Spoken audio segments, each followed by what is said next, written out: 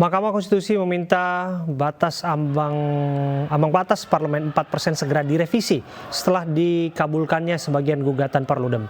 Seperti apa proses perubahan ambang batas tersebut? Untuk membahasnya sudah ada narasumber kami yang bergabung melalui sambungan Zoom, pakar hukum tata negara Profesor Juanda dan peneliti Perludem Ihsan Maulana. Selamat malam Bapak-bapak. Malam. Malam Prof. Iya, saya ke Mas Ihsan terlebih dahulu. Mas Ihsan, jadi konsekuensi dari putusan ini atau implikasinya seperti apa? Bisa jelaskan kepada kami?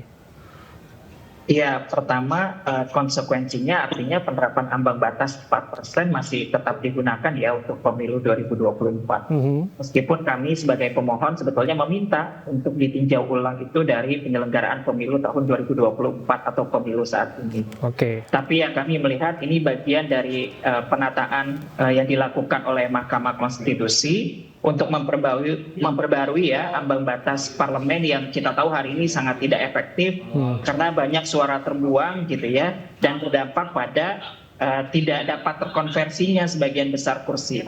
Apalagi dalam permohonan kami ke Mahkamah Konstitusi, kami berhasil menunjukkan bahwa ada proses ya di mana partai politik seharusnya mendapatkan kursi di beberapa daerah pemilihan, tapi karena tidak mendapatkan atau melampaui ambang batas 4%, akhirnya kursi itu hangus, tidak bisa dikonversi.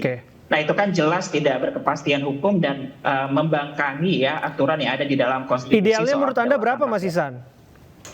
Ya, kalau dalam hitung-hitungan kami di proses persidangan di Mahkamah Konstitusi, ahli yang kami hadirkan menyebutkan bahwa idealnya untuk Indonesia saat ini 1%.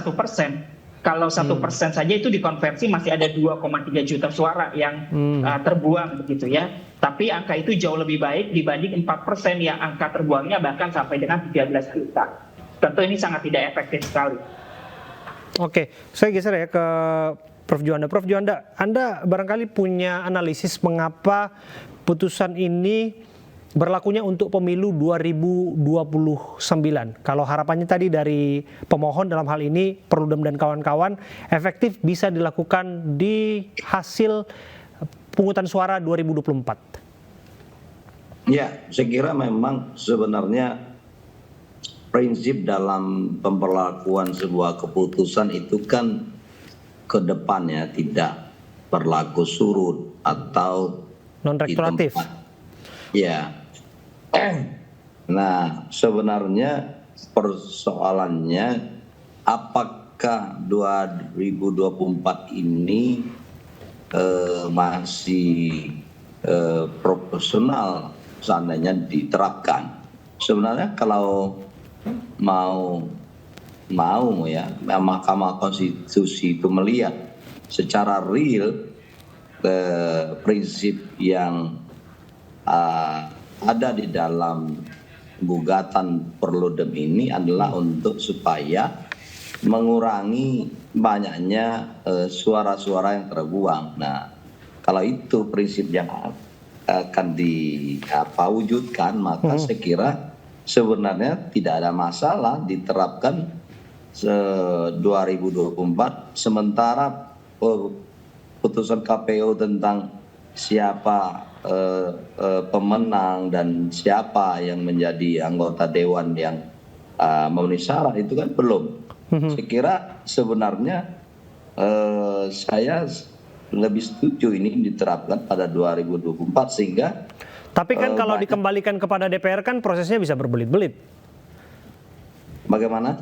Kan dikembalikan, putusan ini kan dikembalikan kepada DPR kan untuk meminta revisi. Aturan 4% itu, tapi kan itu kan bisa tarik ulur, waktunya panjang lagi, proses politik lain sebagainya. Oh enggak, saya kira itu tidak jadi alasan. Di DPR itu kan tergantung kepentingan. Kalau kepentingannya adalah mau membantu melihat substansi dari putusan ini adalah untuk mencegah atau untuk meminimalisir terbuangnya suara rakyat, saya kira DPR juga bisa bergerak 2-3 hari selesai ini ya, apalagi mereka sudah masuk sidang itu di awal Maret ini ya, di 5 Maret kalau salah. Nah jadi tidak ada alasan seperti itu ya, itu teknis. Nah teknis itu yang penting substansinya adalah MK.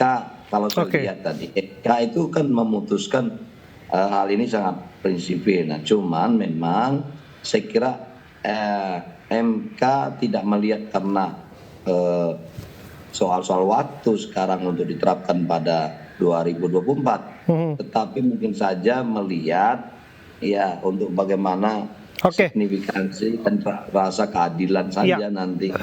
Saya coba geser kembali ya ke Bung Ihsan. Bung Ihsan, kalau dinilai bahwa 4% ini memang terlalu tinggi, yang memastikan bahwa persaingan partai politik kan akan semakin sengit di sana. Bahwa Anda sebutkan tadi ada suara yang terbuang banyak dan lain sebagainya. Tapi kan ini membangun sistem demokrasi yang kita memang belum ajak. Menurut Anda, apa yang menjadi kendala sesungguhnya sehingga DPR enggan untuk menurunkan angka itu? Ini kan dari tahun ke tahun, dari pemilu ke pemilu kita melihat semakin naik. Lantas kenapa mereka tidak mau untuk mengurangi itu? Ya, tentu secara logika pasti partai-partai besar tetap ingin mendapatkan kursi yang cukup banyak ya. Ya, dengan cara mempertahankan ambang batas yang cukup tinggi begitu ya, dan bahkan cenderung dinaikkan kalau kita lihat dari pemilu ke pemilu. Jadi semacam ada oligopoli politik Anda lihat di situ? Iya betul, itu kan juga yang disampaikan oleh MK dalam putusannya, karena tidak berkepastian hukum begitu ya, dan tidak melihat konteks dari kedaulatan rakyat. Itu kan artinya memberangus ya partai-partai yang dalam konteks ini sebetulnya kalau pakai hitung-hitungan ambang batas parlemen yang efektif, harusnya partai-partai dengan 1% itu bisa masuk. Tapi kan ketika kita lihat regulasinya justru tidak seperti demikian. Kalau alasannya kemudian membuat sistemnya lebih efektif, sehingga pada akhirnya praktek kepemiluannya bisa lebih komprehensif ke depannya, apakah alasan itu bisa diterima? Kan logikanya sederhana, misalnya kan partai lebih sedikit, tidak banyak partai, kemudian pilihan masyarakat bisa lebih mudah untuk milih dan lain sebagainya, itu kan tetap menjadi dasar-dasar untuk mengambil keputusan 4% itu.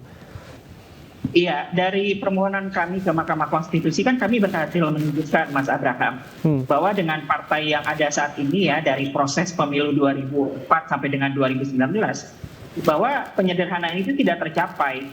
Dan konsep dari penyederhanaan partai yang dilakukan melalui ambang batas yang begitu besar itu justru menunjukkan ambang batasnya tidak efektif. Dan ini yang tentu tidak diinginkan. Jadi penyederhanaan kepartaian itu juga patut diimbangi sebetulnya dengan kepastian hukum dan tidak banyak terbuang suara pemilih. Itu yang jadi problem hari ini. Dan itu kan gagal ditangani melalui ambang batas parlemen 4%. Terus terang ya, saya ke Pak Juanda ya. Saya harapannya tadi bukan hanya ambang batas parlemen ini, ambang batas pencalonan presiden juga kalau bisa 0%, sesungguhnya akan semakin seru dalam pesta demokrasi kita. Karena bagaimanapun ya lagi dan lagi ini menjadi celah bagi, dalam tanda kutip ya, kalau kita lihat narasinya ya permainan sekelompok orang untuk mengambil kesempatan yang hanya mereka-mereka saja yang miliki begitu. Bagaimana Anda melihatnya, Pak Juanda? Iya, memang politik itu kan memang permainan. Permainan soal kepentingan. Ya kan? Iya. Apalagi di Indonesia. Oke. Jadi Anda melihat bahwa nanti putusan MK ini juga akan dipermainkan oleh mereka? Oh, saya kira itu tergantung. Saya kira bukan itu yang saya maksud, bukan putusan ini yang dipermainkan. Tetapi biasanya ya hal-hal yang sifatnya politis dan ada kaitan dengan kepentingan para politisi yang ada di Senayan, itu pasti partai-partai yang berkuasa yang besar itu lebih dominan ya, memperlihatkan begitu besarnya pengaruhnya. Nah, oleh karena itu sebenarnya apa yang disampaikan tadi, termasuk Presiden Transport juga udah berapa kali diajukan digugat di MK, itu selalu gagal. Nah, ini saya kira hakim konstitusi kita belum melihat bahwa konstitusi itu sebenarnya tidak membutuhkan ada presidential vote sebenarnya. Itu. Ya, kalau prinsipnya adalah hak konstitusional yang mana mencalonkan diri itu dijamin, ataupun kemudian hak dipilih itu juga dijamin, seharusnya kita juga bisa mempertimbangkan hal itu ya. Terima kasih Prof. Juanda, terima kasih Bung Ihsan Maulana dari Perludem sudah berbincang bersama dengan kami.